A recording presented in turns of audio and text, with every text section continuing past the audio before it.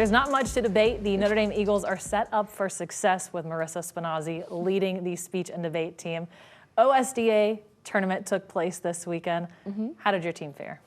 Our team did very well. So we had 6 girls who broke to the semifinal round, which is a very big deal. Numa Majib broke in a category called declamation.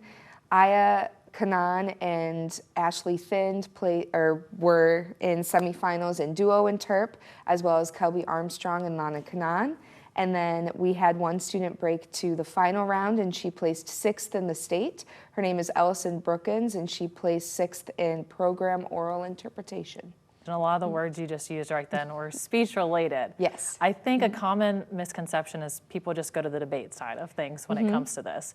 What does the speech side look like that fans at home might not know? Yeah, so whenever we mention speech and debate, that is what people typically think about. They're like, oh, well, I can't really argue against other people. And I'm like, no, that's not what we do. Yes, our debate categories, they do the typical, like the debating, but what's unique about debate is that they have to go into every round being ready to argue, per se, each side of the argument. So because they don't know which one they're going to be assigned to do. So it really gives them the skills to look at things from multiple perspectives and points of view, which I think our world needs more of. And the speech side of things is more of like the acting categories. So there are categories with monologues, there are categories where you put on essentially like a one-person show, or like I mentioned earlier, duo interp, that's 2 people. But they put on a performance, but they can't look at each other or touch each other. So there are some different challenges with that. And then declamation, that's a category where you take someone else's speech and you perform it as though it's your own, but giving proper credit, of course. And then there's original oratory, where you write your own speech and perform it. There's so many different categories. There really is a category for everybody. So typically when we talk about Notre Dame, we're referring to you guys as the Eagles, but the mascot a little different for speech and debate.